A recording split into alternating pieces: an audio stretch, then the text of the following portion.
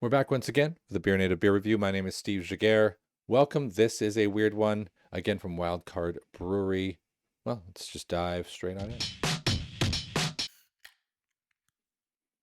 Okay, if you're new to the channel, please do all the things. Subscribe, thumbs up, share it on Reddit, share it on Facebook, tell people about this, or feedback to me. You can write to me on email, hello at BeerNative.tv. You can check out my website. Hopefully it's still up to date. It's all automated, so I should check it to make sure it's not going to turn into a complete disaster. Why am I up this late? It's like 0:45 on a Wednesday. I should be in bed. I have to work tomorrow. I was doing some geek stuff. I was up late, and I was thinking again about the Wildcard Brewery, and it got me, we can get rid of that, thinking I'm going to do one more of these beers from this brewery. Why? Well, maybe I'm having a little bit of a mild obsession with Jacob Ice. If you take a little look at, there she is there. And she is a brewer slash pundit slash beer person. She's on BBC Food. She's on the Brewmaster series on Amazon Prime, of which I'll do a separate video about, because I am rather opinionated about it. And because of that series, I thought, well, she's been sitting there judging other people making beer. Why don't I judge her making beer? Haha. See how you feel. I did one yesterday that was okay. I gave it a real mediocre review. And, well, that's not particularly great. This one was very interesting because of its name. And I was like, many beers have strange names. Hapax Legomenon. Okay. What is that? What is that even? I thought I'll look it up. Let's crack it first, though. Let's introduce you to it. Here it is. It's got some awesome art, which also makes about as little sense as the name. But let's flip it around, and you can read it with me. It's an IPA. It's a 6.1, I think it says. Yeah, there we go.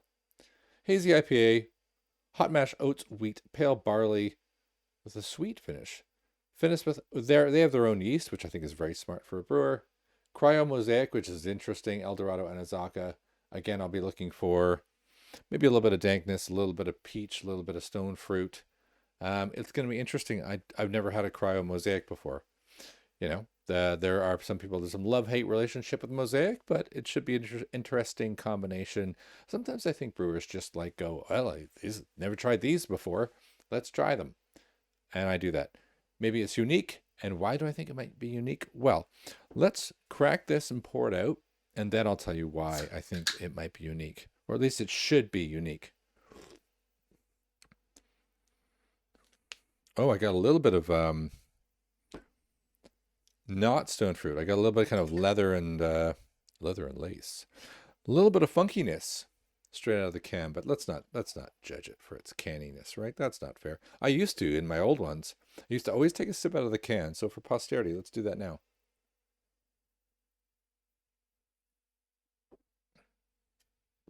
And the reason I always took a sip out of the can was because I feel like non-beer people, non-craft people, they drink out of the can.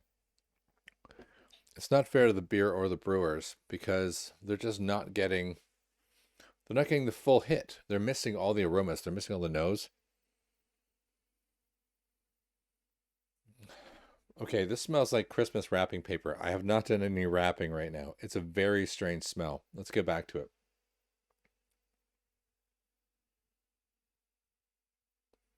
I have had a friend of mine who's been on the show, Rich, complain that Mosaic smells and tastes like onions. Or better yet, fried onions you might put on a burger, which is not a bad thing, but this is doing that. Pardon me. I need to. It's very frothy. I didn't do that. It's got a lively little head there. You can check its color. It's a little hazy, as they said, so they're living up to that one.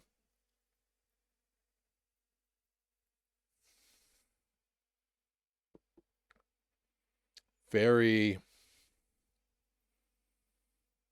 very vegetable. Almost like carrots and onions. Almost like a vegetable smoothie. I'm not getting sweetness. It said sweet finish, I believe. I'm not getting that at all. A little bit more. While we're doing this, let's take a look at Hapax. What does it mean? What does that phrase mean? You can try and use it in a sentence if you want. Let's go back here. Let's check. It has a Wikipedia. See, there it is. Donate. No, not right now. I have donated recently. It doesn't stop bugging you. There's a little tip for you. Donate to Wikipedia. They just keep bugging you. Linguistics. A Hapax Legomenon is sometimes abbreviated to Hapax, a word or expression that only occurs once within a context. Now, that already doesn't clear things up, but one of the good examples they have over here is here in the novel Moby Dick, the word matrimonial only comes up once. Apparently that is a Hapax or a Hapax Legomenon. And then they go down here. For some reason, they start with Arabic, but I think it's just alphabetical. And then they start mentioning the word flother as a snowflake mentioned once in this manuscript. Let's get to something we've heard of.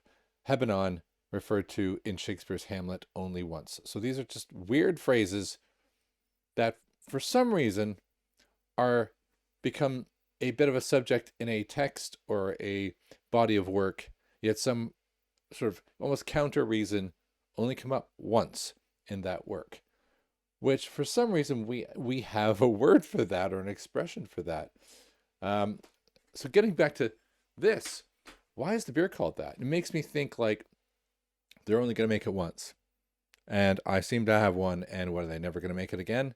Or is this combination never going to happen again? Let's give it another little sip, and I might agree it's a good idea for it to never happen again.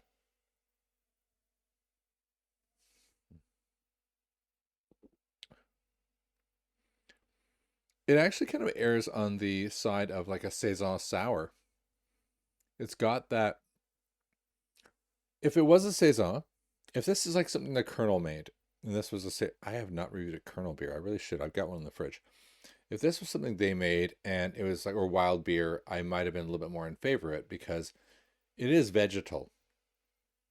It is a little bit oniony, but I don't think that's really blowing my brains out, so it's okay.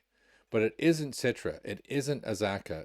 It's mostly Mosaic, but not in the best way. It was an interesting combination. I think worth a shot. But let's leave it as a Hapax Legomenon and say no more about it. That is, I think, one mediocre from Wildcard and one real mystery weirdo beer. If you do like the Colonel, I think you'd like this beer because the Colonel just makes some very strange beers that when I'm in the mood for experimentation, I can be a big fan. But I don't often buy what they do in bulk, although some people say it's the best brewery in the country, in London at the very least. I think this is just a fascinator. That's what I'm going to call it. Not something I would want more than one of them. I'm not even sure I want the rest of that one. So there we go. What would I rate it out of 10 in terms of just straight up flavor? I'm going to mark it pretty low. It's not really doing it for me. I'm going to give it a 6, which would be a 3. Wow, yeah. So a 6. Do I think it's unique? Yeah, it wins. It does win. It is a Hapax Legomenon beer. Points for that. Accurate? Is it a Hapax Legomenon? What was I supposed to expect? Something weird. Then once I saw the Wikipedia, I went, oh, okay, it's going to be weird and unique. It is. Not like repeatable in that sense. So it wins a little bit of points back for that. And as I think I like the art. It does quote the art. If you like the artist, they do tell you who the artist is. And I always think you should always do that. If you've got art on your can, even if it's somebody internally, you've got Karina Veropoulou, one of those two, who did the art. You should always credit the artwork. I'm really disappointed when a can has something spectacular and there's no art credit. I mean, come on. Even if somebody in marketing did it, give them some credit. All right, I'm going to cut that off because that wasn't all that great, and I'm not telling you to go buy it.